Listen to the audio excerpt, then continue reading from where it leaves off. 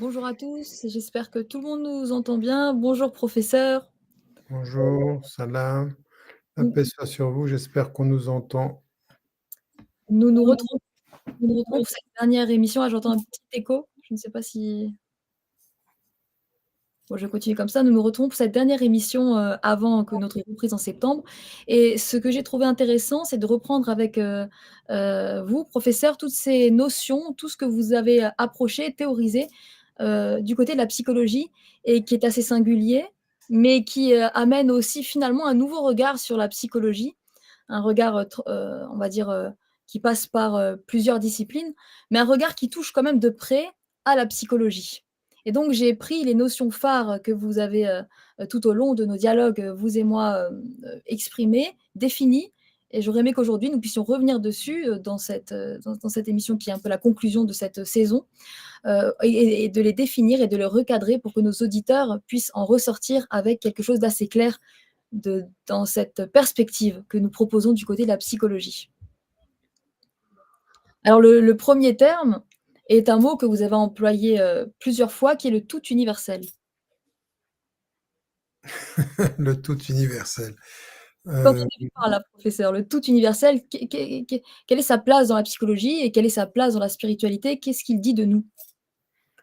bon, bon d'abord merci d'organiser encore, cette rencontre, cet entretien mensuel ce soir. Nous arrivons au bout de l'année académique et effectivement, l'idée est bonne de revenir sur quelques notions que nous avons abordées. Sur la question du tout universel, il y a plusieurs entrées en fait, par lesquelles j'emploie cette notion, mais c'est surtout cette idée qu'il faut absolument placer, la notion de la psychologie humaine à partir d'une double dimension. La première des dimensions, c'est la reconnaissance de d'un universel intime, en fait. C'est-à-dire que ce que nous avons intimement et qui, constitue et caractérise la nature humaine est effectivement quelque chose, on va y revenir avec les notions que nous avons déjà abordées. Moi, je les ai abordées dans un certain nombre d'ouvrages et plus spécifiquement dans le dernier, dans toute la première partie sur la théologie islamique de la libération.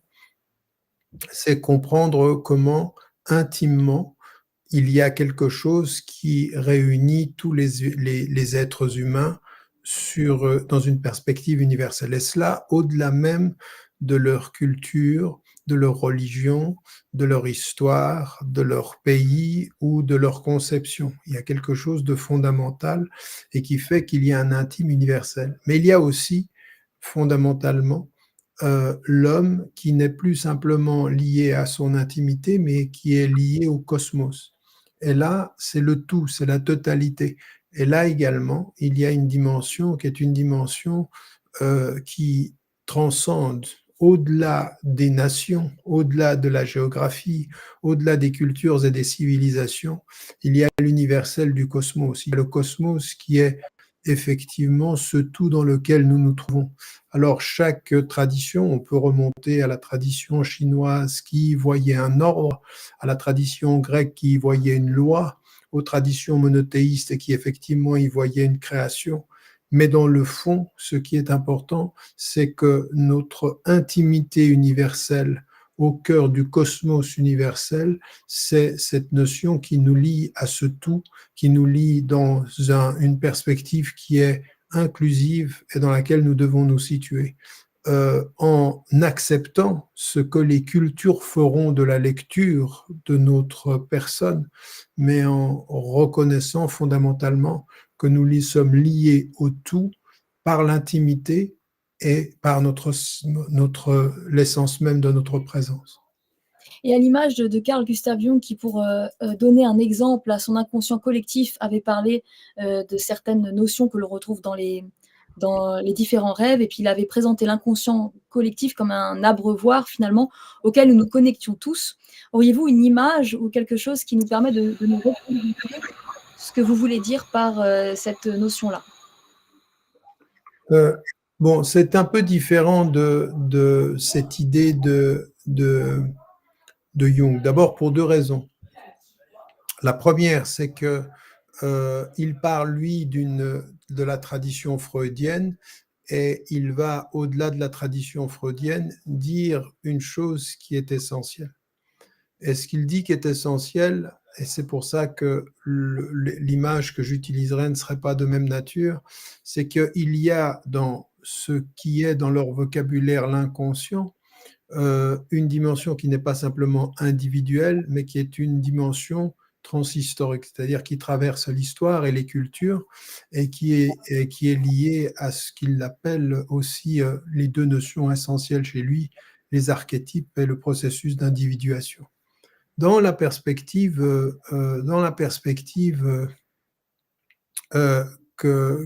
qui est celle à laquelle j'aboutis en revenant au texte révélé, qui développe ce que j'ai appelé une anthropologie, qui est une anthropologie coranique, mais qui est une anthropologie islamique en fait, et qui nous dit en fait ce qui est essentiel, c'est que nous avons une sorte de représentation qui n'est pas une représentation, et on en parlera également, d'une géographie psychique qui est compartimentée ou qui est cloisonnée, mais qui est plutôt liée au cercle avec le centre. Et ce centre-là, alors là, ça nous renvoie plutôt à quelqu'un comme Mircea Eliade qui parlait de l'axis mundi, c'est-à-dire ce lien, mais qui nous renvoie à la tradition musulmane avec ce que les mystiques, comme El-Muhasibi dès l'essence, d'ailleurs même le premier qui en est parlé d'une belle façon, c'est Hassan el-Basri dans la tradition musulmane, un des premiers successeurs de la deuxième génération, puis ensuite toute la tradition mystique, puis ensuite la tradition philosophique qui va remonter jusqu'au XIIe siècle avec Abu Hamid el-Ghazali, qui va synthétiser ça d'une certaine façon dans son œuvre qui est la revivification des sciences religieuses. Eh bien, il y a cette idée de ce centre qui est Erroh, qui est en fait le souffle, qu'on trouvera également avec différents vocabulaires, qui est le cœur, donc le souffle qui est le cœur, une représentation où l'homme est dans une perspective beaucoup plus de cercle concentrique. Et au centre, il y a ce souffle. Ce souffle, c'est le cœur. Et ce cœur sélect, et cet intellect-là, il est lié avec une perspective de quelque chose de transcendant et qui est quelque chose qui est en fait qui nous lie à Ar-Rahman, c'est d'ailleurs le transcendant, le miséricordieux, le tout miséricordieux. Et donc dans ce lieu-là, dans cette relation-là avec le miséricordieux, il y a même la représentation d'une sorte de lien qu'on appellera biologiquement le lien ombilical avec la mère, mais qu'on appellera sur le plan spirituel le lien ombilical avec le divin. Et le divin est par nature, par essence, transcendant de toutes les caractéristiques géographiques, raciales et culturelles. Il est l'universel. Donc l'image ici, elle est ce lien ombilical à l'universel avec cette double caractéristique qu'elle transcende ce que dit Jung quand il parle de l'histoire, et qu'elle transcende ce que dit Freud quand il parle de la culture ou de la religion. Donc c'est plus important que l'espace d'une région et plus large que l'histoire d'une tradition. Et donc dans cette perspective-là, c'est véritablement le lien qui nous lie au transcendant. Et c'est comme ça qu'il faut comprendre en fait une notion essentielle dans la tradition qui est de nous dire nous sommes liés d'une certaine façon à l'unicité du divin parce qu'il est unique, donc il y a ce lien transcendant dont on ne doit se faire aucune représentation, dont on doit essayer de ne jamais essayer de l'incarner, mais de toujours ressentir sa présence plus que de vouloir définir son essence. Ressentir sa présence, vivre avec la présence du divin, c'est retrouver son centre. Donc, j'utiliserai, et là, de ce point de vue, celui qui a essayé ensuite de représenter ça de façon graphique, je dirais, dans une tradition récente, et c'est intéressant parce que c'est quelqu'un qui connaissait la tradition occidentale et qui connaissait les traditions monothéistes, c'est René Guénon. René Guénon, il a repris d'ailleurs d'un autre mystique converti à l'islam qui s'appelle Martin Links, l'idée de ce centre avec le point comme ceci.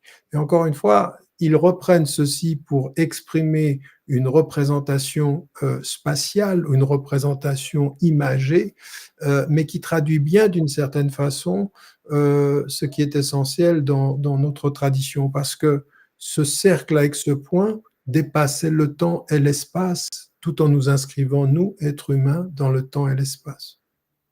Et alors du côté de la du parce que la psychologie, c'est aussi une question de prendre soin de la santé mentale. Du côté de la santé mentale, d'après vous, professeur, comment ça fait la différence d'aborder les choses de cette manière-là? C'est essentiel de comprendre que là, nous sommes dans quelque chose qui est une représentation de l'humain qui est différent. Pourquoi? Parce qu'en fait, la représentation de la géographie psychique, qu'est-ce qu'elle nous dit? Est-ce que l'être humain, dans son histoire, dans son être déjà, dans son histoire comme dans son espace, est-ce qu'il est un être qui est en tension? Est-ce que c'est un être qui est en faute? Donc, la notion de péché originel dit que l'homme, il est pécheur, il est en faute, donc il y a une caractéristique morale.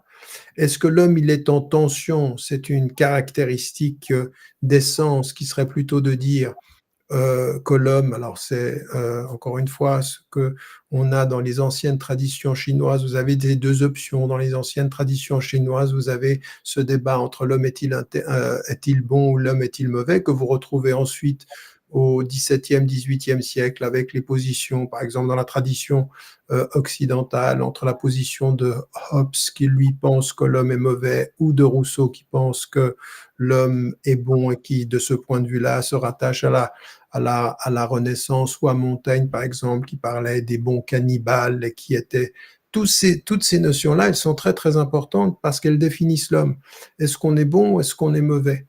Est-ce que on porte le poids d'une faute ou non? Ou est-ce qu'on est en tension? La tradition qui nous est présentée ici, elle est totalement différente parce qu'elle transcende la géographie psychique occidentale.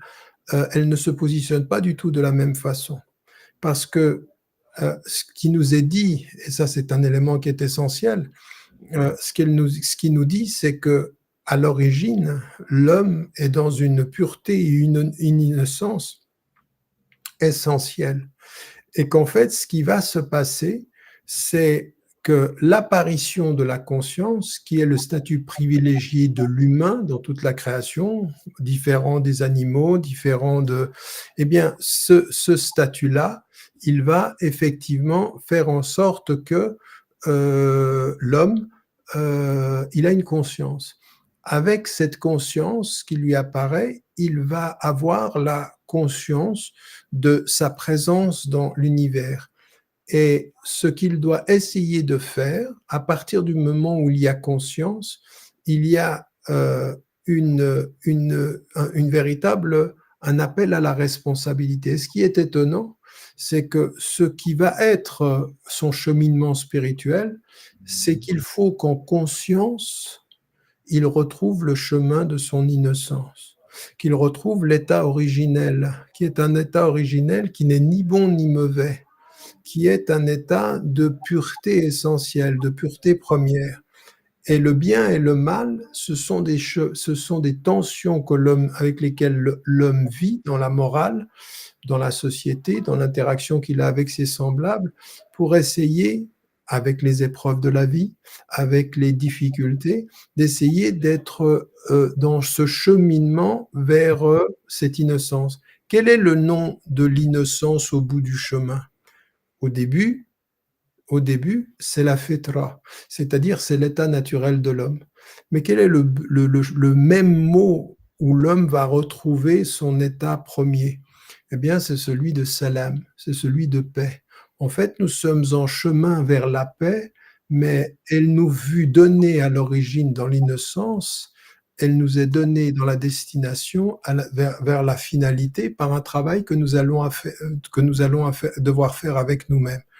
Mais tout ceci met en sorte qu'en fait, nous sommes souvent et c'est une nouvelle compréhension, c'est que nous n'avons pas, par exemple, et c'est là qu'il faut le comprendre de façon très, très profonde, nous n'aurions pas un conscient avec une barrière morale et un inconscient comme schématiquement on peut le présenter dans la tradition psychanalytique, et puis ensuite avec tous ces versants, hein, que ce soit l'inconscient collectif de Jung, que ce soit la verbalisation des données de l'inconscient dans la tradition de Lacan, avec la reconnaissance du je et de l'autre dans ce qui est le cheminement de l'évolution de la personne. C'est plus du tout les mêmes catégories en fait. On n'a pas du tout ces catégories qui sont des catégories de tension entre le non-dit ou le verbal, entre le non-moral et le moral, entre le naturel et le culturel, entre le naturel et l'éduqué, parce que l'éduqué, par la morale, va essayer de contraindre le naturel. C'est plus du tout ces perspectives-là, on n'est plus du tout dans cette géographie-là. On est dans une autre géographie. Et ça, il faut le comprendre parce que cette géographie-là, tout à fait compréhensible dans la tradition occidentale, elle vient justement d'une histoire occidentale. Elle vient justement de représentations qui ont été influencées par les traditions grecques, par les traditions juives et par des traditions chrétiennes. Tout à fait, tout ça, ça on peut le comprendre, ça fait partie d'une histoire et ça a été un certain mode de traduction d'une histoire donnée. Est-ce qu'elle représente l'universel de tous? Non. Non, elle ne le représente pas. Et ce qui est important ici, c'est de nous dire, il se peut même que dans certaines catégorisations, on voit que la façon de catégoriser a été de problématiser quelque chose qui, pour une autre tradition, pourrait être une façon de résoudre. Je vous donne par exemple le cas de la morale. Dans toutes ces traditions-là, la question morale, elle est centrale. C'est-à-dire, est-ce que la morale est un élément de pacification ou c'est un élément de tension? Eh bien, quand on fait de la morale l'instrument du jugement, c'est un instrument de tension, mais quand on fait de la morale un élément d'élévation qui nous ramène vers la paix, c'est un instrument de libération. Et on est dans deux structures qui sont complètement différentes. Et c'est ce que je dis souvent, même dans les traditions, la tradition musulmane a énormément été influencée par des sortes de projections qui viennent de la culture occidentale. Et il faut aussi pouvoir s'en libérer pour retrouver cette source. Et là, je rejoins complètement ce que disaient les mystiques qui sont venus, eux, à l'islam en partant de la tradition occidentale, en se disant, mais là, on est dans quelque chose qui est une grande erreur sur la façon dont on représente les choses. Donc, juste pour synthétiser ce que je suis en train de dire, ici, dans ce cheminement, c'est de dire que, en fait, nous avons un centre, et ce centre-là, il est un centre vers lequel il faut que nous revenions. Ce centre-là, c'est Ar-Ruh. Il est dit dans le Coran, Yas'alunaka 'anir ruh, qul ar-ruh min amri rabbi. Il te demande au sujet du souffle intérieur, dit ça c'est le secret du divin. Et quand vous voyez les mystiques et les intellectuels et les savants musulmans, au départ, ce qu'ils disent, c'est ils disent oui, mais c'est aussi lié à ce que je vous disais, le qalb, c'est-à-dire le cœur. Et en fait, qu'est-ce que la vie? La vie, c'est ce chemin qui, par ta conscience, te fait partir de ton cœur pour revenir à ton cœur. Et c'est là où tu trouves le divin. Et c'est ce que nous dit la formule coranique. Et sache que Dieu se place entre l'homme et son cœur. C'est-à-dire qu'il est là. C'est ceci le cheminement, c'est ceci l'expérience. Et ça ne veut pas dire qu'on ne peut pas tirer profit des traditions psychologiques, qu'elles soient cliniques, qu'elles soient psychanalytiques, qu'elles soient de toutes les traditions. On doit pouvoir tirer profit des moyens qui sont mis à disposition pour vivre l'introspection. Mais vivre l'introspection, c'est avoir les moyens de l'introspection. Il ne faut pas se tromper de chemin. C'est ça la vraie question. C'est prendre de partout les moyens, mais connaître son chemin. Alors je reviens à cette notion, qui est notre porte d'entrée dans cette discussion, le tout universel. Par exemple, une émotion, parce que on va dire dans une thérapie ou en psychologie clinique, une émotion, prenons, je ne sais pas, la question de, l'amour ou la jalousie, ce genre d'émotions, elles vont avoir un fondement dans le conscient et un fondement dans ce qu'on appelle le non conscient, qu'on peut appeler l'inconscient. Mais alors, le tout universel, il se situe où? Et le tout universel, qu'est-ce qu'il dit, par exemple, de nos émotions? Il veut dire que dans notre singularité, il y a quelque chose qui nous relie ou quelque chose d'universel? Est-ce que vous pouvez préciser cette pensée avec un exemple peut-être pratique ou un exemple du côté d'une émotion, par exemple? Non, d'abord, vous êtes passé vite sur le fait, on parle du conscient, de l'inconscient, qu'on peut aussi appeler le non-conscient. Moi, je fais une différence radicale entre l'inconscient tel qu'il est perçu dans les traditions psychanalytiques et le non-conscient. Ça va être ma deuxième question, hein, c'est la deuxième notion qu'on va définir ensemble. Alors oui, mais parce que c'est particulièrement important aussi de se rendre compte de ce point de vue qu'il y a des grandes différences. Maintenant, bien sûr que nous avons des émotions. Bien sûr que nous avons des émotions qui sont des émotions d'amour et qui sont des émotions, de douleur, de jalousie et toutes ces émotions-là, elles existent. Elles sont constitutives de notre être. C'est-à-dire que ce qu'il faut comprendre, c'est que le tout universel part de, non pas ce postulat, mais cette exigence que rien de ce qui nous constitue ne doit être négligé. Ni l'affect, ni la perception sensorielle, ni l'émotion. Tout ceci fait partie de tout ce qui nous constitue individuellement, singulièrement et universellement. Donc tout ceci existe. Maintenant, la question, c'est quel sens nous donnons aux émotions. C'est-à-dire, les émotions, il faut les accueillir parce qu'elles sont constitutives de notre être. Mais toutes les émotions ne sont pas forcément bonnes.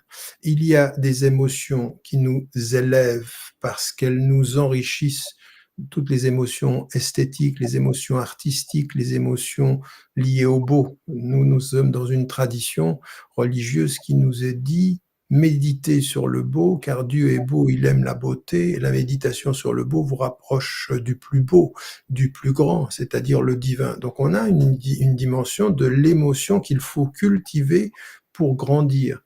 Mais il y a des émotions qu'il faut maîtriser pour grandir. La jalousie est une émotion qui est naturelle.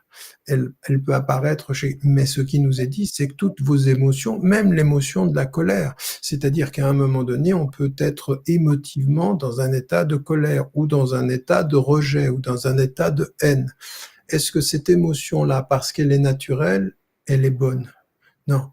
Le spirituel nous dit, il faut, alors c'est pour ça que là on voit que c'est universel et c'est tout ce que tout le monde peut comprendre, c'est que le chemin du spirituel, très pratiquement, c'est contrôler le naturel, contre le naturel agit contre le bien-être, notre bien-être personnel et notre bien-être social. Par exemple, nous avons une émotion, et c'est vraiment élémentaire ce que je dis, mais c'est le début du chemin.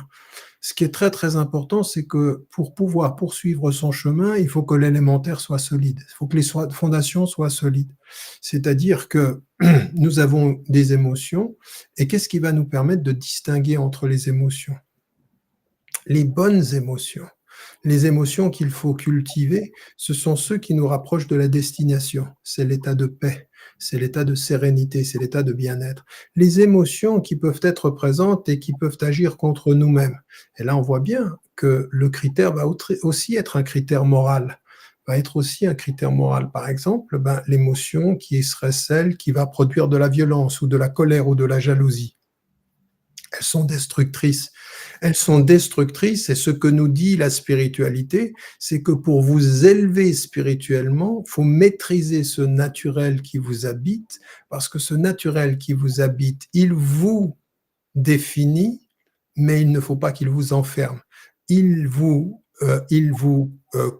est constituant de votre être, mais il ne faut pas que vous vous y enfermez. C'est-à-dire que le naturel est autant la source par laquelle vous allez avancer que le possible enfermement dans lequel vous allez vous arrêter si vous ne réussissez pas à distinguer le bon grain de l'ivraie, la bonne Mmh. émotion de l'émotion négative. Et donc, tout ça, effectivement, fait partie de ce que vous disiez tout à l'heure, le non conscient. Donc c'est une théorisation, le non conscient qui est différent de l'inconscient. Est-ce que vous pouvez nous le définir et puis dire aussi de quelle manière il se conjugue ou il va avec ce tout universel dont nous parlions?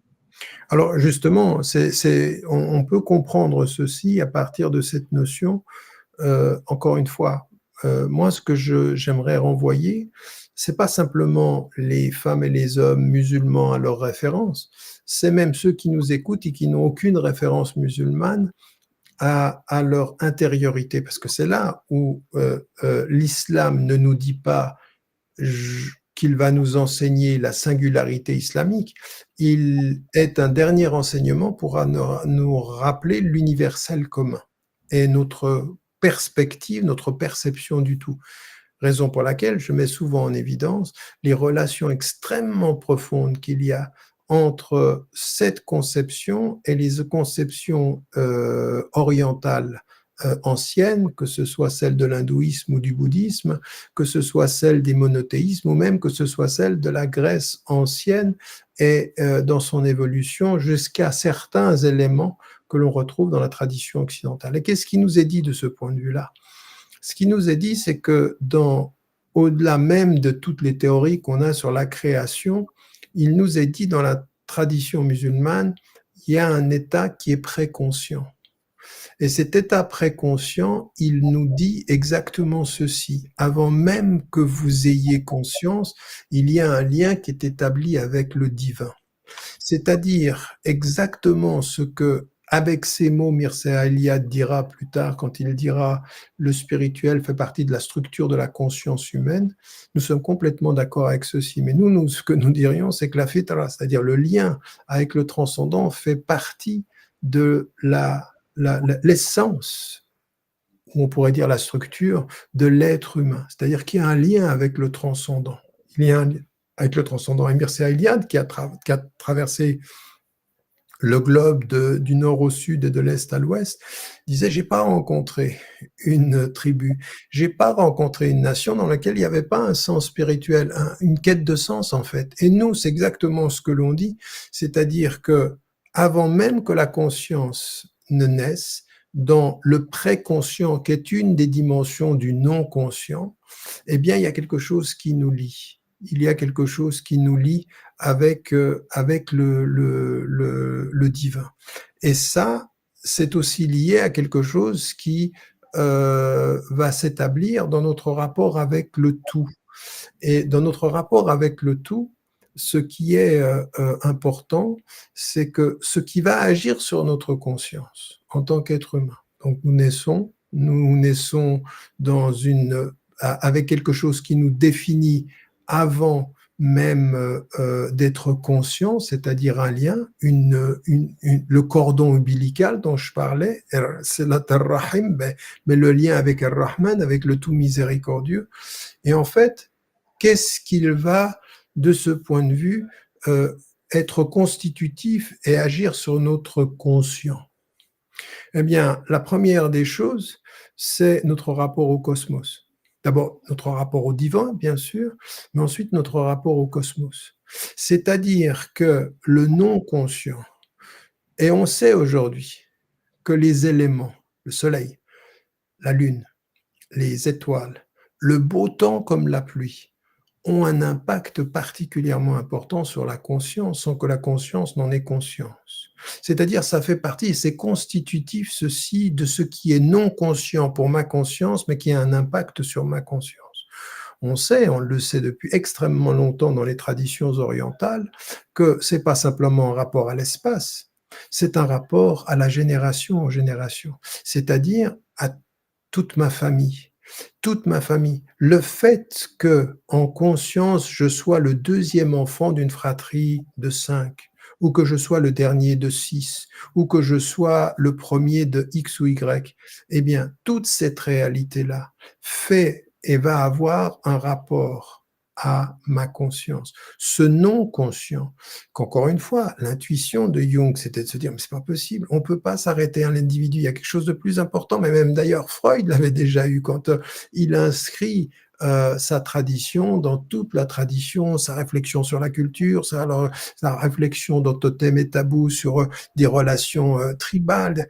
Il sent qu'il y a quelque chose. Eh ben, déjà dans la famille, il y a quelque chose d'extrêmement important, et donc ça va être constitué du rapport au père, à la mère, mais pas seulement, au grand-père, à la grand-mère, à toute une génération. Et nous sommes porteurs en conscience du non-conscient de notre histoire, du non-conscient de l'espace qui nous entoure. Mais c'est pas fini encore, parce que là où nous vivons, il y a un donné culturel, qui est un donné culturel extraordinairement important. Nous sommes les enfants tous d'une culture et d'une civilisation. Moi-même qui suis d'origine égyptienne, je suis de culture occidentale et je vois bien l'impact de cette culture sur, ma conscience d'une certaine façon. Et donc le non-conscient culturel habite ma conscience singulière et individuelle. Et donc là aussi, c'est un autre rapport. Donc vous avez l'espace. D'abord, vous avez le divin, puis vous avez l'espace, puis vous avez le temps, puis vous avez la culture, sans compter ensuite tout ce qui va être dans votre évolution personnelle, des types de rapports à votre société, et qui va aussi produire un type de rapport dans la construction de votre conscient. Donc on n'est plus du tout, de ce point de vue-là, uniquement lié à une individuation. S'ajoutent à cela des choses que nous avons, mais depuis l'aube des temps, il a fallu attendre Freud pour le savoir, c'est que participe à la construction de ma conscience et joue sur ma conscience sans qu'en j'en ai conscience, non pas comme un inconscient qui vient frapper à la porte de la morale ou du surmoi, mais comme un élément qui est constitutif de tout ce qui me donne une relation à l'espace et au temps. Il y a les rêves. Il y a effectivement les rêves qui sont particulièrement importants et qui sont mon non conscient influencé et influençant ma conscience. Mais vient aussi une autre chose dont on a perdu le sens aujourd'hui, c'est que dans nos traditions fondatrice et fondamentale, le monde, il n'est pas uniquement un monde matériel. Il y a un monde invisible, il y a le monde d'esprit, de réalités qui sont subtiles, qui sont, de ce point de vue, absolument pas accessibles à la perception sensorielle, mais dont le cœur a une idée, dont la conscience a un sentiment, et une reconnaissance, et dont on ressent quelque chose. Et là, de ce point de vue, là aussi, c'est du non-conscient qui est, c'est dans cet univers-là autour de nous, tout ceci a un rapport. Donc le non-conscient, c'est beaucoup plus profond, et de façon diverse. J'en ai fait toute la liste dans le livre, tout ce dont on pourrait comprendre qui pourrait définir le non-conscient, dont nous avons déjà parlé dans une émission précédente, mais ici, vous voyez bien l'amplitude, la grandeur, et qui nous dit, et qui est essentielle aussi. Et d'ailleurs, il y a même une autre chose encore qui est, parce que vous voyez, je parlais tout à l'heure de Lacan et la tradition de dire que l'inconscient, dans la tradition psychanalytique, était lié à la production linguistique, au langage. Dans la tradition dont je vous parle ici, fait partie de ma construction et du non-conscient qui a une influence sur mon conscient, le langage. Et là, le langage, il est également extrêmement important. On a dans la tradition musulmane que Dieu enseigna à Adam, donc à l'homme, les mots, les noms de toutes choses. Et donc ce langage-là, il est extraordinairement impactant sur le développement de la conscience. Avec une, alors bon, vous avez à l'époque où où il s'intéressait surtout à la linguistique, Noam Chomsky, qui disait dans sa grammaire générative transformationnelle que le langage était inné à l'homme, mais ça nous, oui, il est inné à l'homme, pas dans la structure profonde, comment lui, il le déterminait, mais dans l'établissement de la conscience, le langage est important, et le langage, il n'est pas simplement une expression entre moi et mon intimité, mais dans ma relation avec les autres êtres humains, avec l'univers, avec la nominalisation de tout ce qui nous entoure. Vous voyez que la notion de non-conscient est extraordinairement profonde, multiforme, et elle nous ramène à une autre notion dont on avait déjà parlé également, qui nous fait comprendre pourquoi finalement nous sommes dans la nécessité de comprendre euh, euh, que nous sommes dans un rapport de psychologie cosmique. Parce que finalement, la spiritualité elle est ce cheminement-là, ce cheminement qui va de moi au cosmos et qui, en rencontrant le cosmos, revient à moi. Donc dans ce non-conscient, est-ce que vous voulez dire, quand vous parlez du langage, qu'il y a un point commun quand même dans la théorisation entre ce que Lacan a amené, parce que lui-même a aussi amené finalement une nouvelle manière de penser l'inconscient. Y a-t-il un point commun entre votre manière de théoriser le non-conscient et la conception lacanienne de l'inconscient? Non, non, non, c'est pas du tout, on n'est pas du tout dans le même type de rapport parce que lui, il considère que justement, on est dans l'ordre de la psychanalyse, on est encore dans l'ordre du non-conscient et qu'en fait, pas du non-conscient, de l'inconscient et que dans l'inconscient, la verbalisation, elle va être, ou le langage va être cet élément par lequel il va y avoir une traduction d'une certaine façon des affects ou des pulsions qui sont à l'intérieur de l'inconscient. Donc là, il est dans la même géographie que Freud, avec un angle qui est différent, qui est de trouver dans l'inconscient le type de rapport au langage. On n'est pas du tout dans la même disposition ici, même si ce qui est commun, c'est que la notion de la langue, du langage, de l'expression et du verbe sont centraux dans la construction de l'être humain, de la personnalité, de l'étape du développement. Alors c'est ça qui est commun. Si on devait trouver quelque chose de commun, c'est ceci. C'est que, pardon, le langage est essentiel. Mais dans la géographie psychique, on est dans deux types de rapports qui sont différents.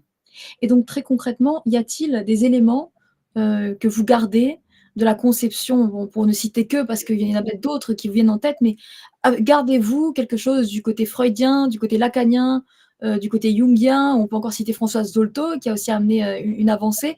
Est-ce qu'il y a certains auteurs quand même dont vous gardez quelque chose?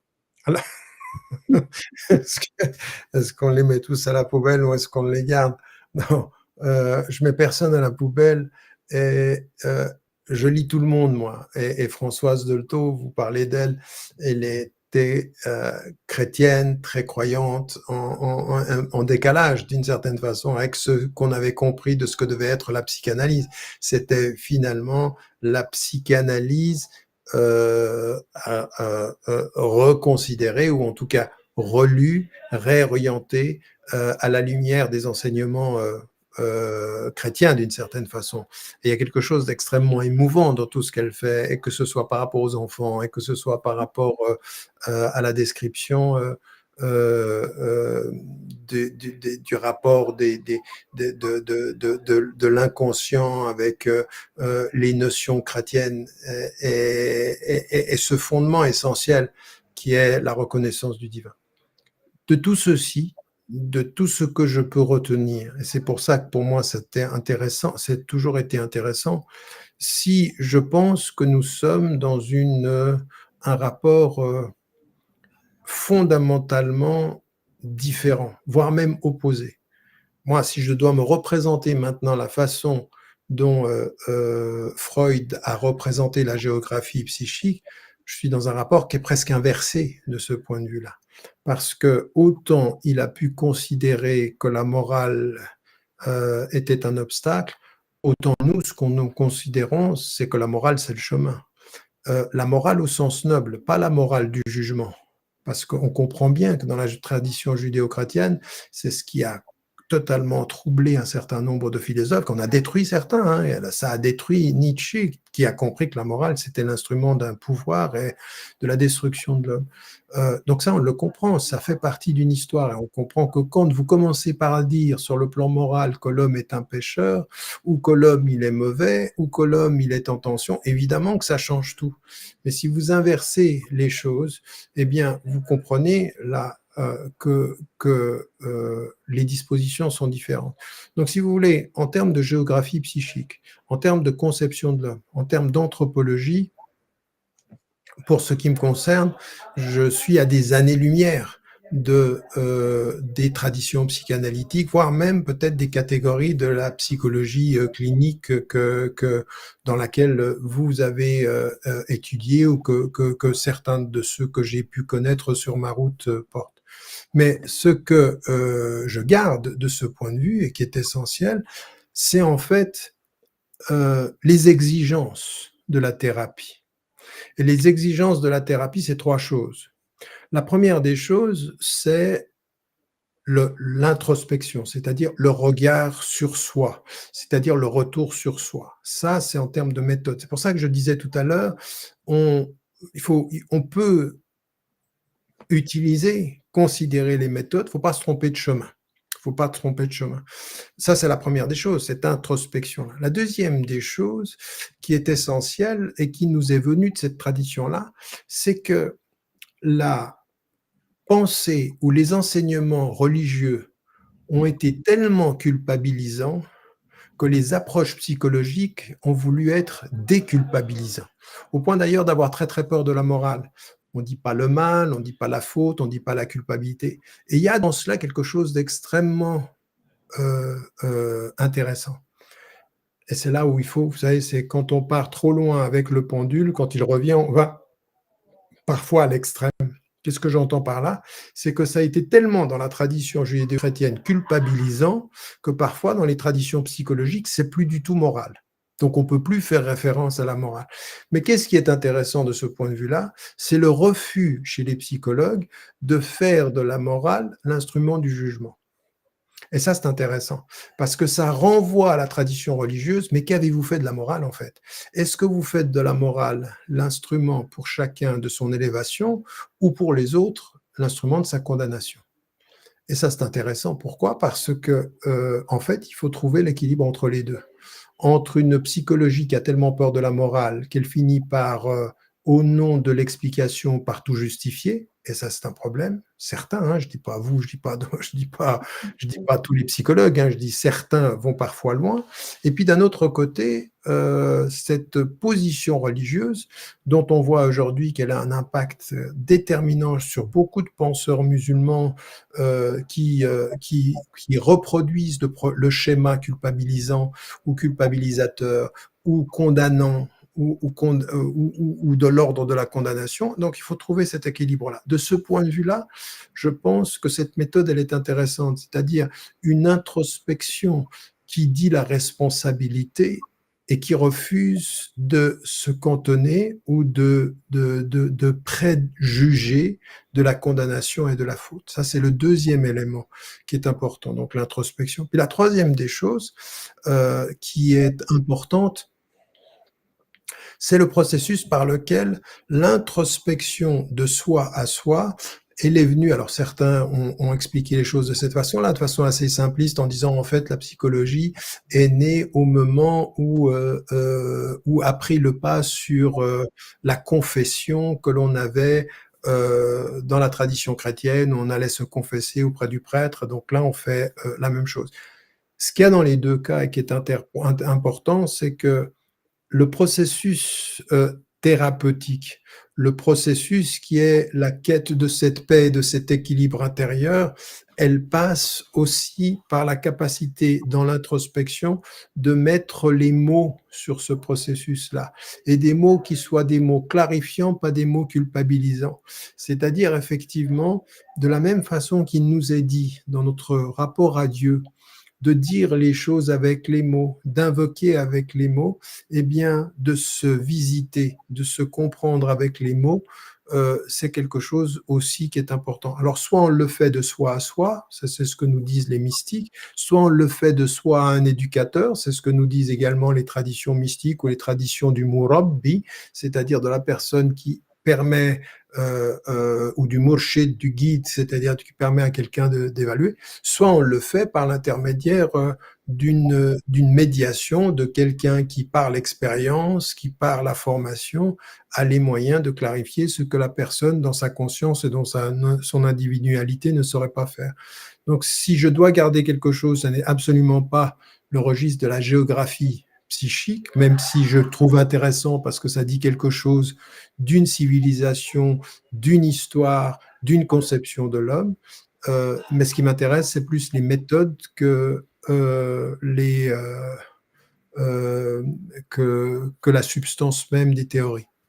Donc on peut dire que vous rejoignez, on va dire, la psychologie, contemporaine, la psychologie dans le côté pratique, dans la manière dont on propose une espèce d'investigation de soi. Alors vous avez dit que Dans les vous méthodes, hein, dans les méthodes, pas mais dans les fondements. bien que, cher professeur, au risque de vous décevoir, moi je crois que vous avez beaucoup plus de liens avec la psychanalyse que vous ne le pensez. Mais bon, c'est mon opinion. Alors vous avez dit que les On a forcément un lien dans ce qu'on critique. je ne crois pas que c'est que du côté de la critique, mais vous êtes peut-être un psychanalyste qui s'ignore, mais on en reparlera, on a du temps devant nous avec nos différentes saisons. Vous avez dit que les psychologues avaient peur de la morale. Là, j'apporterai une nuance quand même. Je ne suis pas sûre que ce soit de la peur, parce que vous parliez des méthodes. Posons un cas concret, posons un cas concret rapide. Si maintenant vous avez quelqu'un qui a de l'addiction, qui consulte un psychologue ou un psychanalyste ou un psychiatre et qu'il commence à parler de ce qu'il ressent, la morale à cet endroit-là ne servirait à rien. Ça servirait à rien qu'on dise, par exemple, aux musulmans, boire n'est pas bien, ou même de dire, de chercher à pointer du doigt le mal. Surtout si la personne, elle est dans une forme d'addiction, par exemple un lien à l'alcool, qui est déjà une forme de destruction. Parce que quand on cherche à se détruire, on passe par ce que l'on sait être le mal. Donc la méthode, on va dire psychologique, hein, je dis bien psychologique, ce sera de faire parler la personne, de trouver l'origine de la douleur, l'origine du mal, puis à partir de là, d'aider cette personne qui aurait de l'addiction à s'arrimer à quelque chose qui fait sens pour lui. Donc ça pourrait être la morale, mais jamais pour dire tu fais le mal, plutôt pour dire rejoins quelque chose qui est toi. C'est pour ça que je pense qu'il y a une nuance, vraiment, peut-être que certains psychologues ou psychanalystes dans vos dialogues ont une autre approche, mais on va dire l'approche d'aujourd'hui de la plupart de mes confrères et de moi-même, c'est quand même que la morale, elle vient à certains moments, mais en aucun cas quand la personne vient parler de sa douleur. Parce que si maintenant on moralisait la verbalisation d'un être qui souffre, on risquerait de le perdre. Même concrètement parlant, il y aura un côté dangereux.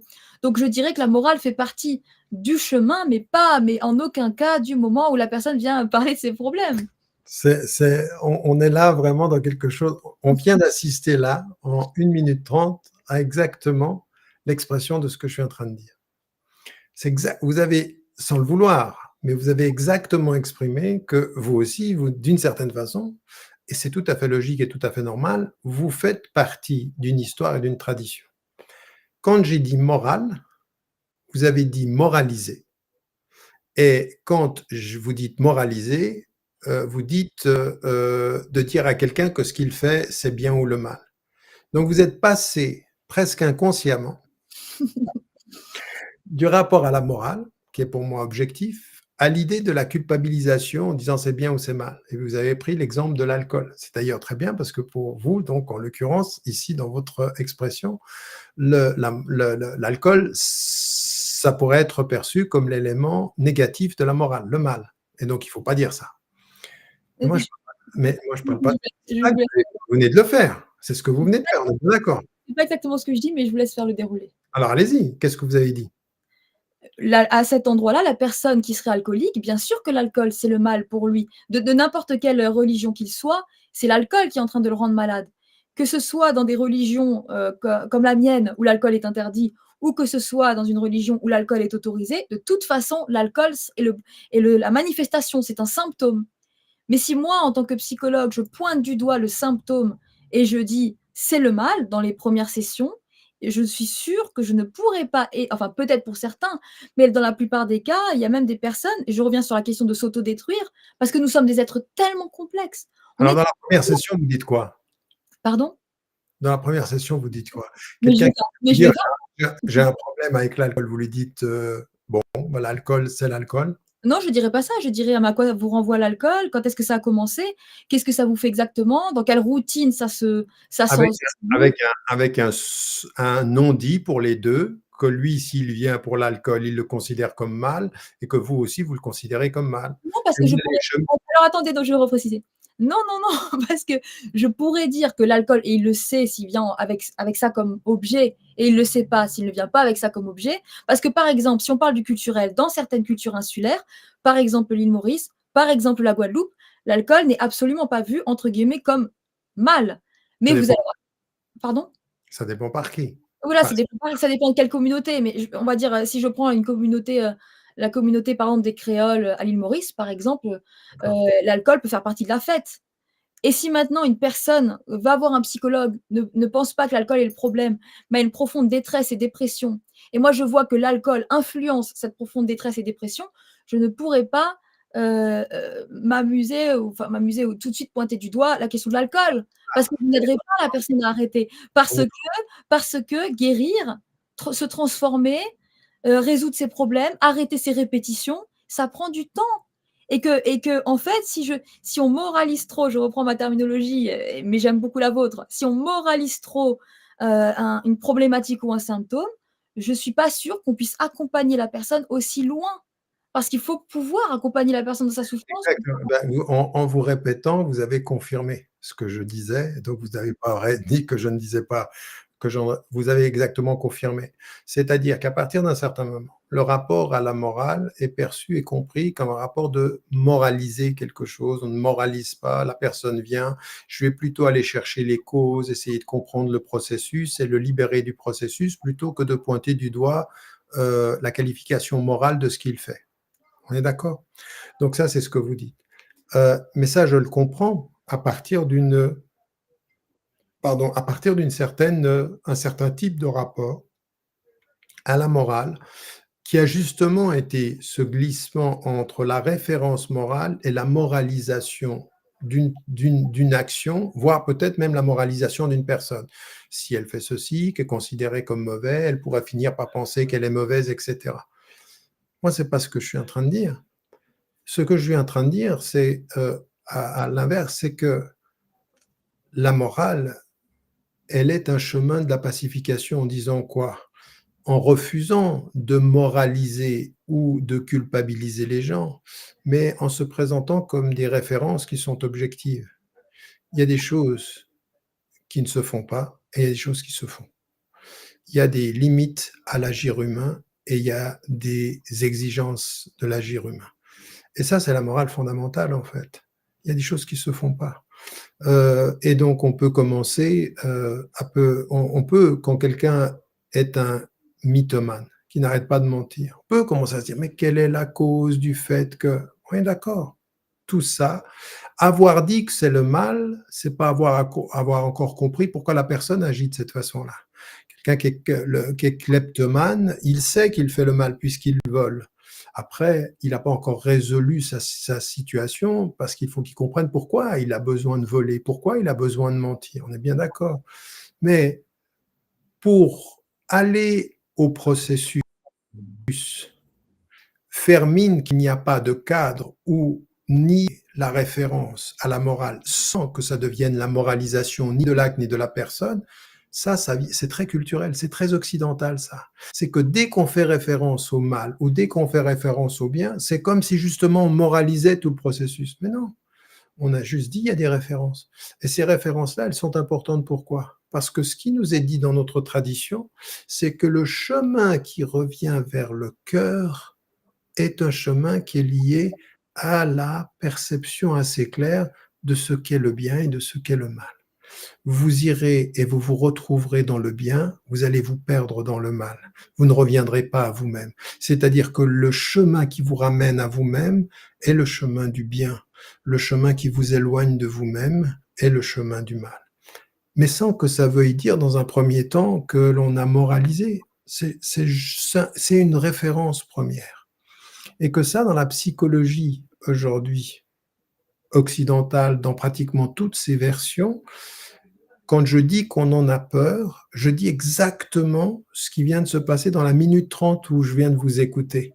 À savoir que on a trop vu de gens qui passaient de la référence morale à la moralisation et à la culpabilisation, qu'on va éviter la référence morale uniquement pour aller vers le processus qui explique pourquoi une personne, elle est comme ceci, ou elle agit de cette façon-là. Je comprends, mais c'est très culturel. Et ça me permet, moi, en vous entendant, de dire que c'est important qu'on voit ce processus tel que vous le mettez en évidence, parce qu'il faut absolument que les gens qui sont dans les enseignements religieux entendent ce que vous êtes en train de dire.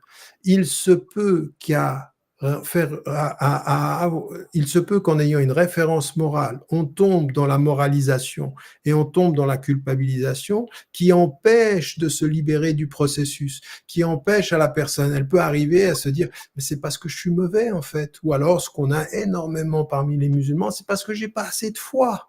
C'est parce que c'est pour ça que j'arrive pas, c'est que ma foi, elle est pas suffisamment. Et donc, on en arrive à la culpabilisation, à l'essentialisation d'une nature morale négative. Et ça, c'est absolument inacceptable et c'est extrêmement dangereux. Donc, c'est là où tout se joue, si vous voulez. Moi, je vois bien aujourd'hui le cheminement que prend que prennent beaucoup de courants psychologiques en Occident, qui à ne plus vouloir faire référence à un bien et à un mal, passent leur temps à expliquer des processus pour qu'on se libère du processus, mais à un moment donné, on est dans un univers non pas qui est immoral, mais amoral, sans référence morale du tout, et qui finalement va faire, parce que le processus est amoral, va faire de la morale un problème, un obstacle, parce qu'il est culpabilisant. Et une société, un cheminement spirituel qui se fonde pour expliquer un processus sur la moralité au sens de l'absence de morale du chemin, elle est extrêmement dangereuse en fait. Elle est extrêmement dangereuse. Mais alors je reprends, bien qu'on essaye toujours de faire des émissions pas trop longues, mais fidèles à nous-mêmes, c'est toujours long. Je reprends quand même ce détail parce qu'il est important. Il faut qu'on finisse aujourd'hui à 11h30, 23h30, donc on va essayer de faire court quand même. Donc chez moi il est 22h et chez vous il est 23h, donc on a encore combien de temps? 30 minutes. D'accord, alors pour essayer d'aller vite, quand vous dites cette question de la morale, j'apporte une nuance et puis on en parlera dans notre 3e saison, c'est pas grave si vous n'y répondez pas, mais je voudrais quand même dire que dans le processus thérapeutique, il s'agit pas d'ignorer le cadre, de ne pas être cadre, il s'agit d'attendre que la personne cite son cadre. Par exemple, si une personne ne me dit pas d'emblée de quelle sa religion, je vais pas moi-même y entrer, ou alors je dirais, est-ce que vous croyez en Dieu, par exemple? Je dirais ce genre de choses. Et c'est que quand la personne va m'amener une ouverture, que je vais du coup, avec mon savoir sur les religions et ma religion, aider l'autre dans son cadre ou dans mon cadre ou dans un cadre qui n'est pas le mien, mais dans lequel je chemine avec l'autre. Donc c'est pas ignorer la morale, c'est attendre. Encore une fois, excusez-moi, mais vous n'êtes pas représentative, vous, de tout ce que l'on voit dans le domaine de la psychologie ou clinique ou de la psychanalyse. Parce que vous déjà, vous intégrez cette notion dans votre propre processus thérapeutique. Donc, c'est intégré déjà. Et vous, ce qui vous intéresse, c'est de ne pas imposer un cadre qui serait le vôtre, mais de laisser la personne faire référence au sien. Mais donc, vous le tenez en compte, ce qui n'est pas le cas de tout le monde. Pour beaucoup de vos confrères ou de vos consoeurs dans ce domaine-là, malheureusement, pour beaucoup, euh, la référence morale est considérée comme problématisante. Beaucoup. Bon, nous, si vous le voulez bien, nous en reparlerons. Ce sera le cadre de prochaines émissions. Alors, pour finir avec cette partie, aller vite sur la 2e partie, il y avait encore la géographie psychique dont vous avez parlé déjà, et la psychologie cosmique. Peut-être pourrions-vous nous finir cette partie-là déjà sur ces 2 notions, si vous pouviez définir la géographie psychique et Oui, la alors, psychologie cosmique. oui, alors simplement la géographie psychique, j'en ai déjà dit un mot sur comment est-ce que on comprend que le psychisme humain est formé. Et ce que j'ai mis en évidence justement, c'est ce souffle, cette conscience, ce non-conscient, qui sont plutôt en cercle concentrique que de façon cloisonnée de cette façon-là ou en tension. Les choses ne se passent pas de cette façon-là. Et effectivement, notre rapport à la psychologie, et encore une fois en miroir avec les enseignements spirituels, c'est une psychologie cosmique qui tient en compte l'ensemble du créé, du cosmos en l'occurrence, sur le plan spatial comme sur le plan temporel, sur le plan de la nature comme sur le plan de la culture, sur le plan des générations familiales comme sur le plan du rapport à son intimité, à ses rêves, au monde invisible qui nous entoure. Et tout ceci nous situe dans un rapport tout à fait très, très profond d'une certaine façon. C'est qu'on ne peut pas considérer une thérapie individuelle sans inscrire l'individu, femme ou homme, dans un rapport au cosmos beaucoup plus large. Et qu'aujourd'hui, ce que l'on est en train de voir, c'est que beaucoup des psychologies fracturées ou des déséquilibres psychiques ou ce qu'on appelle aujourd'hui les troubles psychiques sont pas forcément liés simplement à l'individu qui aurait un problème avec son enfance ou qui aurait un problème avec sa famille ou qui aurait un problème avec X ou Y situation personnelle ou traumatique dans sa vie. C'est plus profond que ça. C'est un type de rapport à l'univers, c'est un type de rapport. On a totalement déséquilibré le rapport de l'être humain avec son environnement, au sens même où on utilise son environnement, c'est-à-dire qu'il est entouré par la nature, mais qu'il trouve sa place. Et c'est pour ça que la conscience du bouddhisme chinois était vraiment intéressant de ce point de vue-là, mais quelle est la place dans l'univers? Et quand on a perturbé son rapport à l'univers, perturbé son rapport au temps, perturbé son rapport à l'information, on est submergé aujourd'hui. Tous ces déséquilibres-là, qui sont d'ordre cosmique, finissent par avoir un impact sur l'intime. Déséquilibré dans le tout, on est déséquilibré dans l'intime. Et ça, c'est ce que nous dit notre tradition. Elle nous dit, et encore une fois, on retrouve là des enseignements universels qui nous disent que il n'y a pas de psychologie de la paix, de l'équilibre et de la sérénité sans qu'elle soit liée à une relation au cosmos, dans tous les types de rapports spatio-temporels. Alors du côté de la pratique, quels sont pour vous les outils, les plus importants psychologiques et spirituels, pour pouvoir, déjà guérir, pour pouvoir avancer, pour pouvoir trouver son chemin, pour pouvoir parfois sortir des errances dans laquelle les êtres humains se trouvent piégés? Pour vous, si vous deviez citer, vous l'avez un peu fait dans la première partie, mais si vous deviez citer les outils les plus essentiels dans votre regard, quels sont-ils? Alors bon, j'ai encore une fois, on en a déjà parlé dans une autre émission, je crois, et j'ai pris le temps de l'exprimer de façon assez systématique dans le livre. C'est effectivement de faire en miroir les relations qu'il y a entre la thérapie et puis l'accompagnement spirituel. Et les thérapies, c'est-à-dire comment est-ce qu'on va sur la quête de l'équilibre. Et d'abord, il y a tout ce travail qui est de la prise de conscience. La prise de conscience qui est la prise de conscience spécifique à la conscience humaine, mais aussi spécifique à la conscience croyante, par exemple, la torquoise, c'est-à-dire la conscience révérentielle.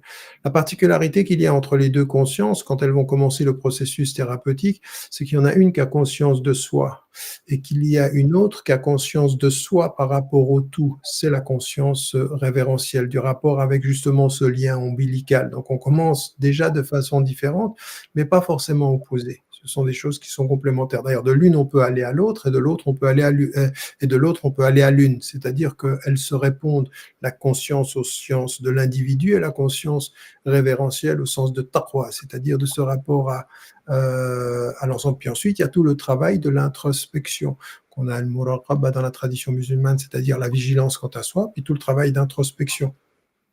Le travail de la verbalisation, le travail de la recherche, de la quête du point de vue de l'accompagnement. Alors justement, de ce travail qui se fait par étapes. Vous l'avez dit tout à l'heure, et ça c'est tout à fait juste. Il faut du temps. Il faut pas qu'on passe par la culpabilisation. Il faut pas qu'on passe par la moralisation. Mais il faut pas non plus qu'on néglige le rapport à la référence morale, parce qu'elle est un des chemins qui mène à soi. Et puis, de ce point de vue, de ce rapport à son histoire, de son rapport à soi, de son rapport au cosmos, dans son rapport au divin, dans son rapport à ses enfants, de ses rapports à ses parents. Et donc, il y a de ce point de vue-là une déclinaison de la conscience à la conscience révérentielle, de l'introspection, de la verbalisation, du cheminement par étapes, de la progression dans ce cheminement-là, et puis de la compréhension des processus par lesquels on peut arriver à telle situation, que ce soit dans toutes les situations. Parce que là où nous sommes d'accord, là où les deux processus se rejoignent, c'est pour ça que c'était important notre émission sur enseignement religieux et psychologie, c'est qu'en fait les deux processus se rejoignent en quoi? C'est qu'ils se rejoignent parce que tous les deux ont comme objectif dans la réalisation de l'homme de l'autonomisation.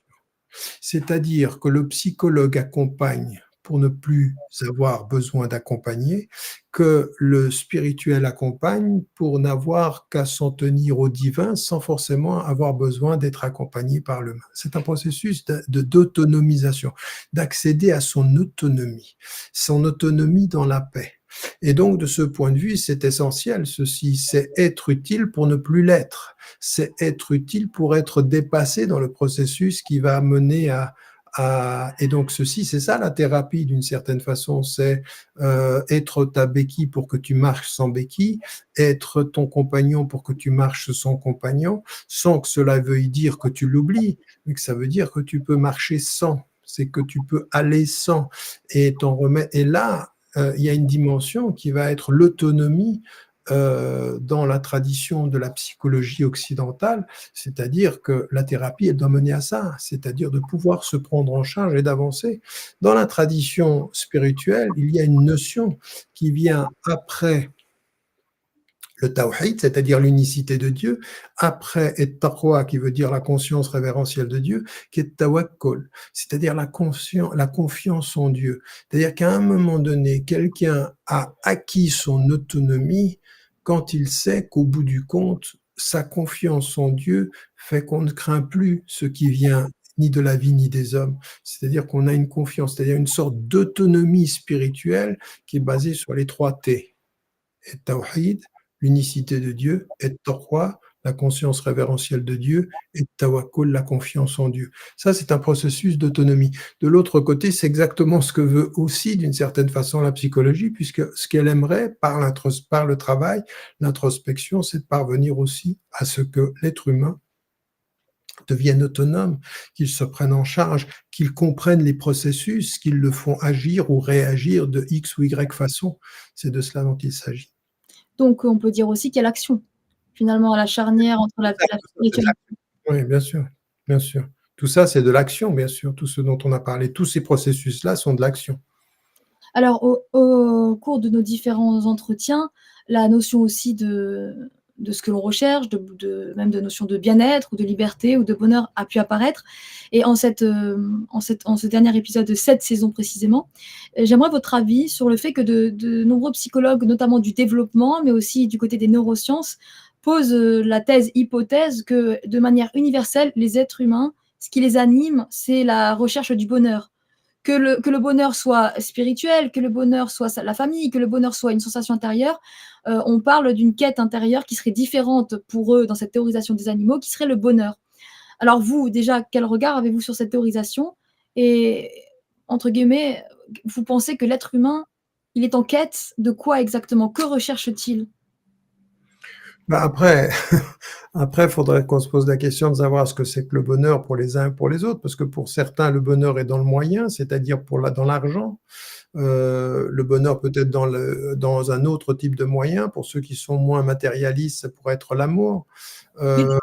Excusez-moi, je vous interromps juste pour préciser, tout à fait. Parce qu'en fait, les théoriciens qui approchent ça de cette manière-là disent que la symbolique du bonheur est singulière, mais l'universalité de l'être humain, c'est que contrairement à certains animaux où pour eux, l'animal en question pourrait être habité par la faim ou par la peur, l'être humain, lui, est habité par une quête de bonheur qui peut être donc de différentes manières. Oui, mais c'est ça qui est dangereux. C'est-à-dire que c'est extrêmement dangereux de dire ça parce qu'à force de donner une finalité dont on ne connaît pas la substance et qui est propre à chacun, c'est-à-dire que pour certains, le bonheur, c'est l'argent, pour d'autres, le bonheur, c'est l'amour, pour l'autre, le bonheur, c'est l'amitié. Donc, on met un mot générique et puis chacun c'est une autre façon d'avoir formulé de façon extrêmement positive l'utilitarisme, en fait. L'utilitarisme, c'est de penser que ce qui m'est utile est le bien pour moi, et donc ce qui m'est utile pour mon bonheur, ben, c'est le bien pour moi. C'est une façon très subtile, mais un peu grossière, d'avoir exprimé la réalité humaine, qui est une autre façon d'avoir transformé la philosophie utilitariste. Et puis pour moi, ben je dirais non. Moi, c'est pas le bonheur en soi qui est important pour moi. Ou alors, il faudrait que je dise que le bonheur pour moi, c'est la paix. Mais la paix avec le divin, c'est pas forcément le bonheur parmi les hommes. Ça peut même être le fait d'avoir, comme le disait Ibn Taymiyyah, je veux dire, au moment où il rentre en prison, il dit, mais sachez simplement une chose, c'est que vous me mettrez en prison, quel est le malheur pour vous. Moi, mon bonheur, c'est mon cœur, et mon cœur, c'est là où se trouve mon jardin. Donc, à partir d'un certain moment, la paix avec le divin ne veut pas forcément dire le bonheur parmi les hommes. Et pour certains qui sont des élus, ils n'ont peut-être pas forcément vécu le bonheur ici-bas. Et donc, le bonheur, s'il est traduit dans la paix avec le divin ou la paix avec soi-même, ça pourra être effectivement comme l'ont vécu tous ceux. Je veux dire, quel est l'instant de bonheur quand, dans la tradition chrétienne, il est dit que Jésus est tué? Nous, dans notre tradition musulmane, on ne pense pas que c'est le cas, mais quand il renvoie cette image de la souffrance, de la condamnation des hommes, est-ce que c'est ça le bonheur? Est-ce que quelqu'un peut concevoir utilitairement que son bonheur, c'est sa condamnation? À une seule condition, c'est qu'il y ait une valeur supérieure au bonheur qui est celle de la paix avec le divin et avec soi. Et donc, moi, je suis très très loin de toutes ces conceptions utilitaristes qui ont changé derrière l'utilité le mot bonheur pour embellir le tableau.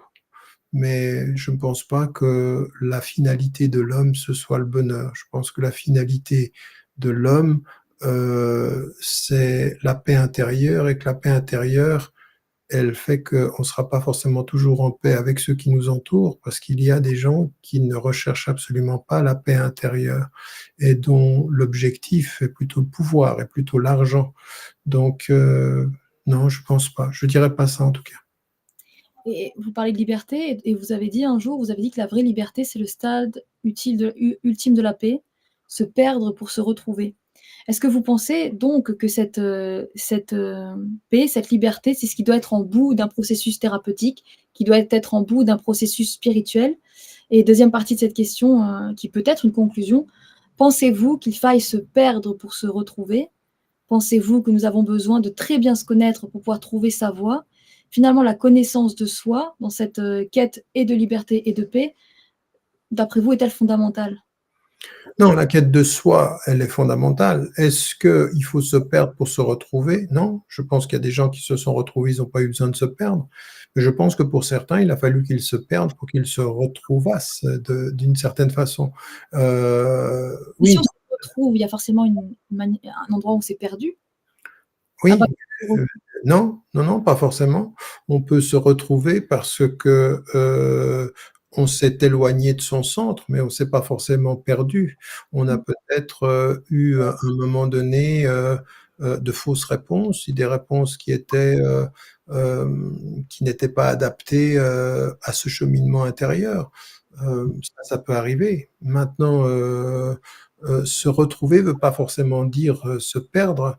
Ça peut vouloir dire à un moment donné avoir oublié, avoir négligé, avoir mal compris. Puis il y en a vraiment, c'est se perdre, c'est-à-dire qu'ils sont très très loin pour revenir. Les chemins appartiennent à chacun. Il n'y a pas de règle de ce point de vue-là. Il n'y a pas de règle. Je ne pense pas qu'on puisse dire que pour se retrouver, il faille X ou Y chacun dans son destin, dans son cheminement, vivra les choses d'une façon ou d'une autre. Donc, moi, je pense à la singularité des destinées qu'il faut vraiment respecter.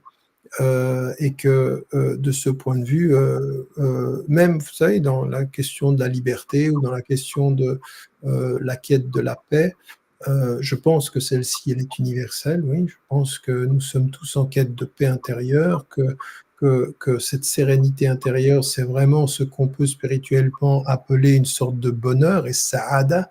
Dans la tradition musulmane, ce serait la félicité, qui renvoie là à la tradition grecque aussi, ou à la tradition chinoise.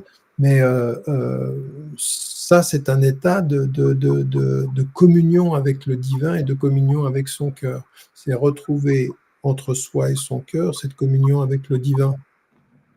Et donc avec le cosmos, avec l'ensemble du créé. Mais les chemins pour y parvenir, pour certains, depuis l'enfance, ils sont dans une sorte de luminosité. Pour d'autres, ils sont allés très loin pour y revenir. Il y a pas de règle, il y a juste des destinées. Alors je vous propose qu'on arrête ici cette, dernière partie. Je ne sais pas si vous voulez prendre, le temps des questions, il est tard, mais je vous propose de conclure, rapidement sur cette partie-là et que vous disiez finalement avec, enfin votre approche à vous, comment vous conclueriez cette saison, ces différents entretiens par rapport à ce que nous élaborons ensemble? Je vous propose de conclure. Donc on prend pas de questions, c'est ça? Si, si, moi je suis d'accord de prendre des questions, moi j'ai le temps, mais je vous propose de conclure cette deuxième partie, qui clôture un peu finalement ce que nous avons travaillé pendant ces différents mois et puis nous reprendrons en septembre. Donc juste si vous avez une conclusion qui vous vient du côté de ce lien entre la psychologie et les enseignements religieux. D'accord, alors attendez, je mets juste ceci. S'il y avait 2 personnes, on prendra peut-être 2 questions, puis on s'arrête. Mais, je les mets là. Pour ceux qui veulent poser des questions, on vous a mis le lien. Voilà. Heu, Écoutez, il faudra que, pour ce qui me concerne par rapport à ce lien-là, hem, je milite depuis plus de 30 ans.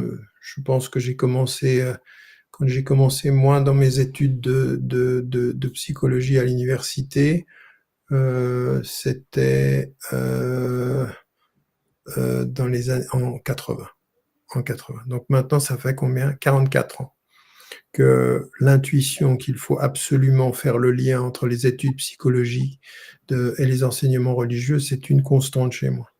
J'ai été, troublé, révolté, d'abord intéressé bien sûr parce que je m'y suis, beaucoup penché sur différentes écoles de la psychologie, que ce soit encore une fois les psychologies plus traditionnelles ou que ce soit la psychanalyse ou que ce soit, l'ethnopsychiatrie et cetera. J'ai beaucoup étudié tout ça, à un moment donné parce que j'étais intéressé, je cherchais d'une certaine façon, et avec cette intuition, parce qu'à cette époque-là, on entendait déjà le fait d'opposer les enseignements religieux à la psychologie, qu'en fait, il ne fallait pas, c'était une mauvaise approche, mais qu'il ne fallait pas tout accepter de la psychologie, ou des théories psychologiques, qu'il fallait questionner les fondements. Et voilà, c'est pratiquement, 20 ans plus tard que j'ai commencé à réécrire là-dessus, dans un certain nombre d'ouvrages. C'est vrai que j'en parlais déjà dans, le Face à face des civilisations en 95, puis ensuite dans le livre, L'autre en nous, dans certaines conférences que j'avais axées sur cet élément-là, en faisant ces parallèles-là.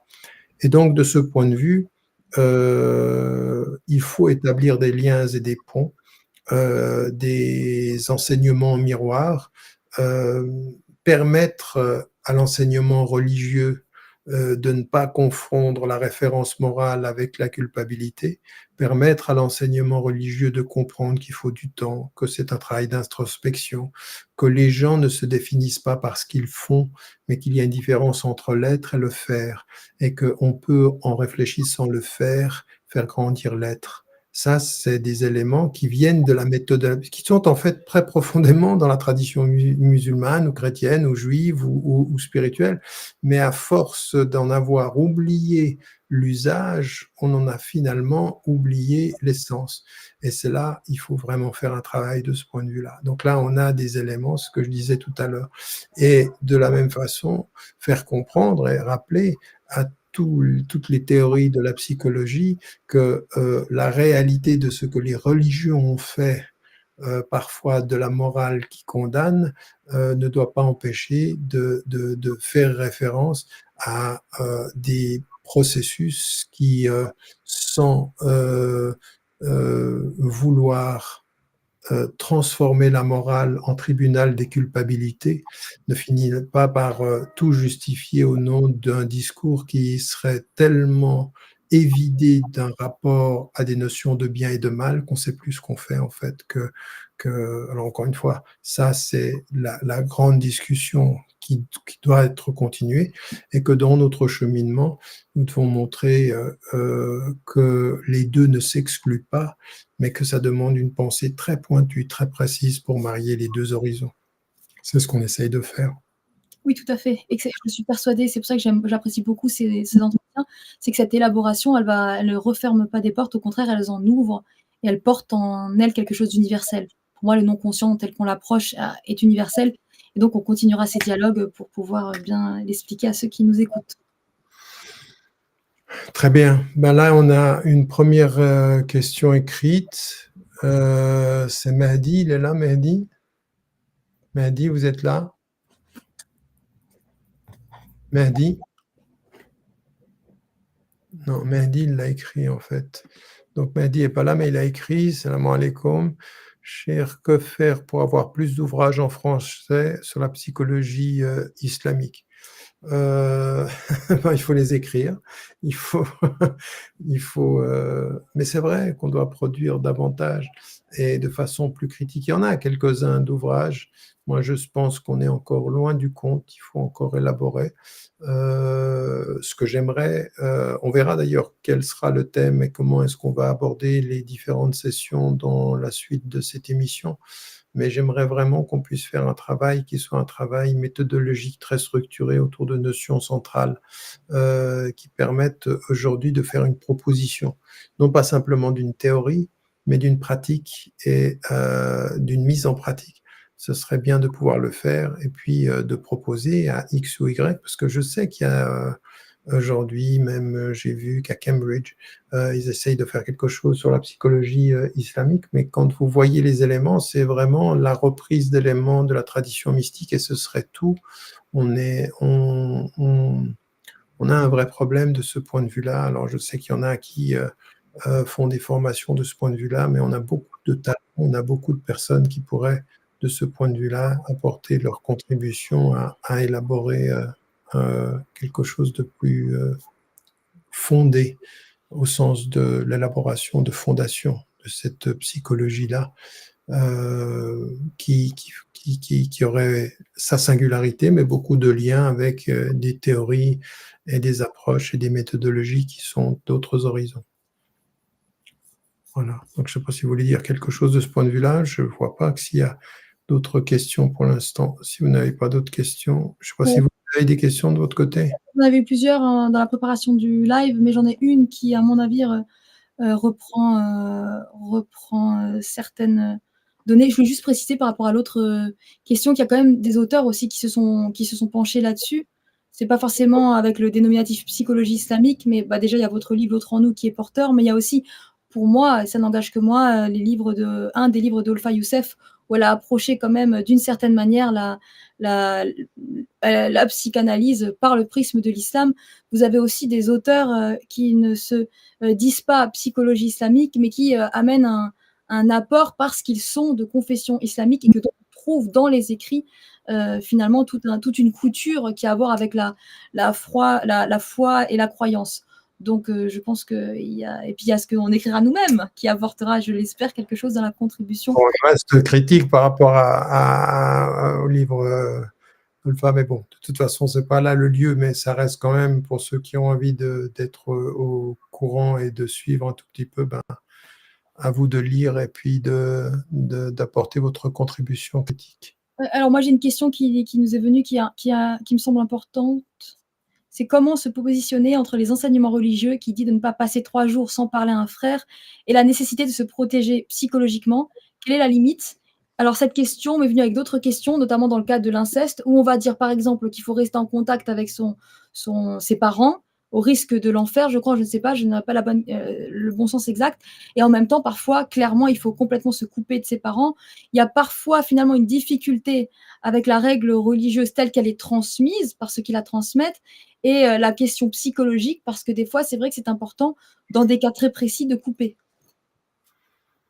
Oui, mais là, encore une fois, je veux dire, il y a le rappel de la règle. D'abord, en plus, le problème qu'on a avec beaucoup d'entre ceux qui répètent la règle, c'est qu'ils répètent la règle et ils n'en comprennent, ni les tenants, ni les aboutissants, ni les objectifs. Il y a un principe effectivement qui consiste à dire qu'il ne faut pas se couper de son frère ou de sa sœur plus de 3 jours et puis il faut être le premier à faire le pas pour, «Waslihu bayna akhawaykum», faites la paix entre vos frères et vos sœurs en humanité ou en islam. Et puis il y a cette idée qu'il faut, silat ar-rahim, c'est-à-dire le lien avec ses parents, il faut le maintenir. Bon, ça, c'est le principe général qui nous dit quoi? Qui nous dit une responsabilité humaine normative, c'est-à-dire il faut véritablement comprendre que l'amour de ses parents, ça se construit, qu'il faut établir ces liens, que ça demande un effort. De la même façon, quand on est avec son frère ou sa sœur, il faut chercher à promouvoir la conciliation, la paix sociale, l'amour, la reconnaissance, l'affection. Tout ça, ce sont des principes. Il se trouve qu'à des moments donnés, on a des situations qui sont absolument de nature troublée, de nature dysfonctionnelle, de nature véritablement contre-productive. Par exemple, quand il s'agit d'inceste dans une famille, quand il s'agit de quelque chose qui a pu être fait entre un frère et une sœur ou entre 2 frères, il y a des choses de ce point de vue-là qui demandent là, une approche au cas par cas. On peut pas commencer à prendre un hadith ou à prendre un verset en disant: «Bah, voilà, on peut pas», non, il se peut qu'à un moment donné, pour, les biens d'une thérapie, pour les biens d'une la résolution d'un problème, qu'on puisse, et qu'on doive se séparer de ses parents pendant un temps pour, penser, le trauma, avec un A et avec un E, pour pouvoir le dépasser, pour pouvoir reconstruire quelque chose si c'est possible, et peut-être même parfois que ça peut ne pas être possible. Mais de ce point de vue, il faut toujours partir du principe que ce peut être possible, mais il faut suivre un processus qui est un processus thérapeutique. Il y a des moments donnés où effectivement il faut rompre, il faut, couper quelque chose pour le reconstruire d'une certaine façon et que cela, c'est pas à coup de versets, mal interprétés ou de hadiths, circonstanciellement mal compris ou de généralisation. Non, là, c'est plutôt dans ces cas de figure, c'est pas le hukm, c'est-à-dire la règle qu'on va rappeler, c'est parfois des fatawa, c'est-à-dire des avis juridiques spécifiques qu'on pourrait avoir.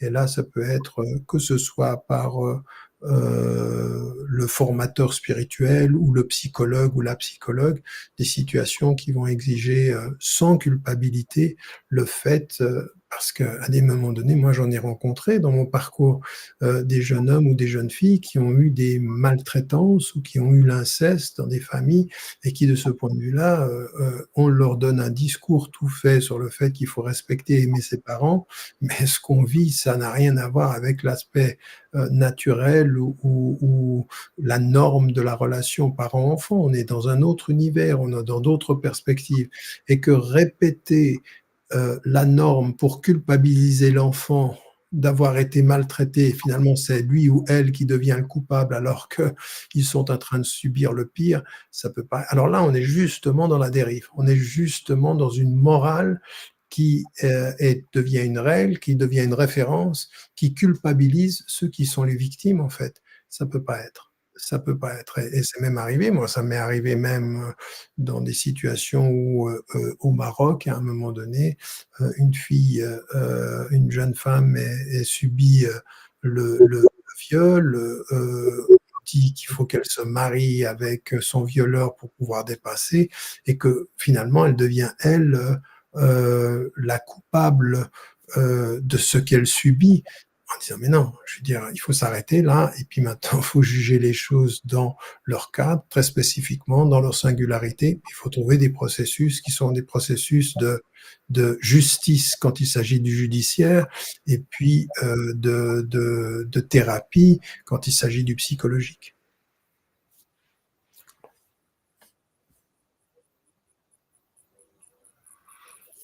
Ici, vous avez une question, vous? Moi, j'en ai une là, je crois.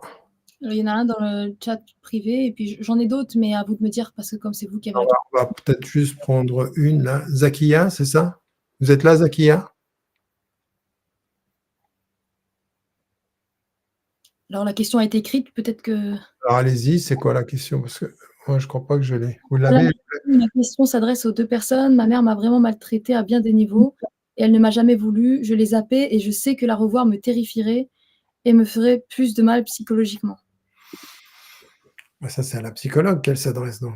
C'est aux 2 personnes et je vous laisse répondre en premier. Encore une fois, là, on a quelque chose d'intéressant. C'est-à-dire que ma mère m'a maltraité, et de ce point de vue, aux musulmans, aux psychologues. Donc là, maintenant, je vais tomber dessus. D'accord? À bien des niveaux. Objectivement, le fait qu'il puisse y avoir des mamans, comme des papas d'ailleurs, qui maltraitent les enfants, ici Zaki, elle dit: «Elle m'a maltraité à plusieurs niveaux». Ça, objectivement, il n'y a pas à le remettre en cause. Maintenant, il se peut qu'à un moment donné, pour pouvoir s'en sortir, il a fallu couper. Est-ce que cette coupure, eh bien, elle est la seule réponse thérapeutique? Elle a pu être celle d'un moment. Mais si avec des années après, on revient, on se dit: «Mais j'ai dû couper pour m'en sortir», c'est qu'à l'intérieur, on sent qu'il y a peut-être quelque chose de ce point de vue qui peut être problématique. Soit que quelque chose n'a pas été résolu, que quelque chose n'a pas été clarifié, qu'on a coupé pour se sauver, mais qu'on n'a pas réglé le problème. Et que moi, de ce point de vue, mon conseil, de ce point de vue, c'est effectivement, quand on rappelle la norme, il ne faut pas se couper de ses parents, de sa mère et de son père. C'est pas en mettant ça une règle, en culpabilisant, Zaki, en disant: «Ben, si on coupe, de sa relation avec sa mère, c'est fini, c'est l'enfer». Non, c'est juste un rappel que ça reste quand même important, cette relation à la mère et au père, et qu'il faut, une fois qu'on s'est on a coupé pour se sauver en se disant, et puis que maintenant on garde l'idée, on serait terrifié à l'idée de recontacter ou de réétablir des relations, je pense que là commence le processus de la thérapie. Pourquoi il y aurait cette, quel est l'objet de cette terreur? Qu'est-ce qui se passe? Qu'est-ce qui se joue là? Et donc de faire un travail là-dessus pour essayer, au gré de ce cheminement-là, de rétablir les liens, si ce n'est possible. Encore une fois, moi je ne considère pas que ce soit forcément possible, mais je pense que c'est toujours possible. En tout cas, il faut toujours essayer pour, savoir où l'on va, et qu'en fait, il se pourrait que dans le travail pour soi, d'avoir à faire ce travail, de dépasser le sentiment de terreur à l'idée de renouer avec sa mère, et bien que finalement ce lien, dans un travail construit, qui comprend ce qui se passe ou qui essaye de comprendre la cause, eh bien il soit thérapeutique pour les 2 en fait. Parce que ça peut aider la fille, mais ça peut aussi énormément aider la maman, et que finalement, en s'en tenant à cette situation-là, ça fait peut-être, une solution et 2 malheureux ou 2 malheureuses, et qu'on pourrait, de ce point de vue, continuer le processus pour que de la solution temporelle, on réussisse à réconcilier les horizons. Moi, en tout cas, j'irais dans ce sens-là. Alors moi de mon côté, je suis tout à fait d'accord, avec, Tariq, mais ce que je rajouterais, pour l'avoir vu parfois sur mon chemin, c'est que parfois on essaye de renouer avec son parent parce qu'il y a eu beaucoup de douleur, et finalement on retrouve le parent exactement au même endroit parce qu'il a pas fait, son chemin. Ça peut être des questions de violence, par exemple, ça peut être parfois ça va très, très loin, la gravité qu'un parent peut faire à son enfant, et l'enfant, il reste l'enfant d'eux, même quand il est adulte, même quand il a un certain âge, donc il y a toujours une espèce de quête, il y a toujours une espèce de quête finalement de l'amour ou du lien ou du regard de ce parent, et si, en retrouvant votre parent, vous cherchez ce que vous avez toujours cherché et que vous n'avez jamais eu, vous risquez de vous faire mal parce que c'est toquer encore et encore, à la même porte. Et donc, il faut peut-être se poser des questions et être accompagné peut-être dans le fait de se poser ces questions. Qu'est-ce que vous cherchez exactement en vous reliant à votre parent? Si vous cherchez justement la reconnaissance, l'amour et tout ce qui a fait défaut, il y a parfois des chemins que ça marche pas. Si vous cherchez à mieux comprendre pourquoi votre mère n'a pas réussi à vous donner l'amour ou quoi que ce soit, pourquoi il y a eu du dysfonctionnel, parce que c'est vrai que ça répare ce jour où on comprend que c'est pas que la mère ou le père n'a pas aimé, c'est qu'il était dans l'incapacité, par exemple, d'aimer. Ça répare de savoir le vrai. Donc, comme le dit ma chère collègue Tevaki Sriseyan, quand le premier cercle est en vie, quand le premier cercle est en vie, c'est vraiment intéressant d'aller au plus près pour essayer de régler les choses. Et parfois, le premier cercle est mort, et donc il faudra le régler dans son imaginaire, dans ses rêves, dans ce que l'on sait, parfois sans le savoir. Donc moi, je dirais, comme le dit Tariq, qu'il faut quand même le faire, cette démarche, et voir qu'est-ce qui se passe, parce que peut-être que le parent a changé ou pourrait changer avec une autre approche. Mais si c'est au risque de se détruire soi-même, si c'est au risque de souffrir et de souffrir encore, alors il faut peut-être trouver une autre approche qui ne passe pas forcément par le fait de se relier encore aux parents, ou qui passe par le fait de se relier aux parents sans attente, ce qui est très difficile. Alors la personne qui témoigne, on pourrait en reparler dans d'autres émissions, mais dit certaines choses par rapport à sa maman qui n'a pas changé. Mais en fait, votre mère peut ne jamais changer, mais c'est peut-être vous, dans votre approche, qui pourrez amener une autre manière de visiter ce qui s'est passé. Peut-être que vous trouverez exactement le même des liens, mais si vous savez un peu plus ce qui s'est passé autour d'elle, au-dessus d'elle, ses souffrances, peut-être sa pathologie. Moi, j'ai dans mon histoire, par exemple professionnelle, des personnes qui ont eu par exemple des pères maltraitants, et puis on découvre que le père a par exemple une structure psychotique ou est un pervers narcissique, par exemple, et ça change tout. Parce que ça veut dire que le côté dysfonctionnel est en fait maladif et non pas du côté de il ne m'aime pas.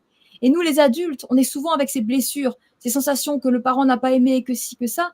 Mais si vous allez au plus près du réel et de la vérité, on trouve parfois des versions de la réalité qui sont beaucoup moins dures, parce que finalement, l'imaginaire est toujours pire, ou bien souvent pire, que la réalité.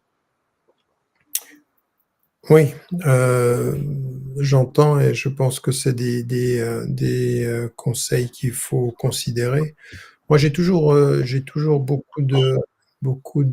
suis un peu perplexe quand on dit: «Oui, mais ma maman, elle change pas» ou «Ils n'ont pas changé, ils restent», encore une fois, il faut faire très, très, très attention. Ça peut être des effets de perspective.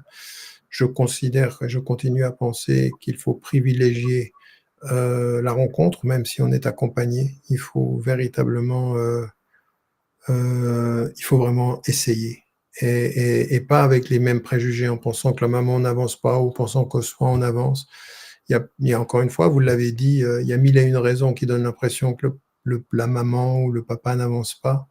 Il se peut que ce soit beaucoup plus profond que ça, et puis que le seul moyen, ce soit quand même, heu, je pense, j'ai trop vu de gens qui ont trop tardé à refaire le lien pour qu'ils se rendent compte que c'était trop tard et donc vaut mieux essayer et puis dans l'essai de se dire: «Bah, il y a peut-être d'autres voies, et d'autres personnes qui peuvent aider». Parce qu'il y a aussi effectivement des personnes qui peuvent aider à cette réconciliation. Il y a des tierces personnes, il y a des médiations, il y a des accompagnements. Il faut tout essayer, mais ne pas démissionner avant d'avoir essayé, et ne pas considérer que c'est impossible avant d'avoir fait. Et moi, ce qui me, voilà, donc j'entends, essayer, je fais que ça et hem, heu, bah, il faut essayer encore, mais peut-être qu'effectivement, comme le dit Fanny, il faut trouver d'autres voies que simplement d'essayer dans le rapport direct. Puisque tout a été fait à plusieurs reprises, dans le rapport direct, il faut essayer de trouver d'autres voies. Mais en tout cas, moi, ce que je dirais comme conseil, c'est, heu, il faut continuer. Mais je rajouterais, où je suis tout à fait d'accord avec le fait qu'il y a plus de risques à ne rien tenter. Non, oui, il y a plus de risques à ne rien tenter qu'à tenter. C'est-à-dire qu'au fin de compte, quand la personne disparaît ou disparaîtra, puisqu'on disparaîtra tous, ce sera plus facile d'avancer en étant très sûr de ce que l'on a mis en place, même si le parent n'a jamais su se saisir de ce que l'enfant tendait.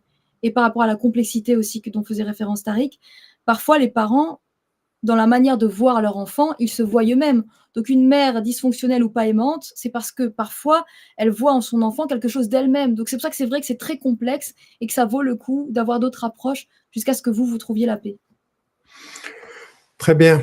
Ben, merci beaucoup. En tout cas, je pense qu'on a répondu à quelques questions. On se retrouvera, en tout cas, c'est la dernière fois, avant l'été.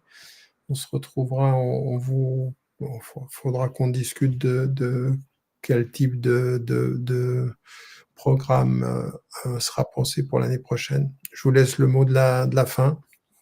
Je je vous remercie d'être autant à nous suivre et aussi, de tous les messages que vous envoyez à chaque fois. Le fait que la psychologie et puis, les enseignements religieux puissent amener aussi, j'ai l'impression quelque chose qui aide, ben, me donne encore plus de sens à cette émission et puis surtout, je suis très contente, de pouvoir le faire avec vous, professeur, parce que je pense vraiment que vous avez, quelque chose dans votre regard, qui apporte du côté de la psychologie, même si parfois, certaines notions, vous pensez être très différents, comme je le disais tout à l'heure, de par exemple l'obédience psychanalytique ou clinique, alors que finalement, on se retrouve sur de nombreux points et j'espère aussi qu'il y aura des ouvrages qui pourront ressortir. Donc on se retrouve en septembre, nous pendant l'été, nous prendrons un temps à penser le programme. De mon côté, ça m'inspire quand vous m'envoyez vos questionnements, vos besoins, donc n'hésitez pas à me les envoyer et puis on vous prépare quelque chose, qui sera dans le fil de tout ce que l'on fait depuis, 2 ans dans cette émission, de manière plus grande aussi, à Chifa, à Craft, dans tout ce que l'on met en place. Merci beaucoup professeur et merci beaucoup à tous. Très bien, merci beaucoup. Prenez soin de vous. N'oubliez pas de dire à ceux que vous aimez que vous les aimez et bonne nuit et à bientôt.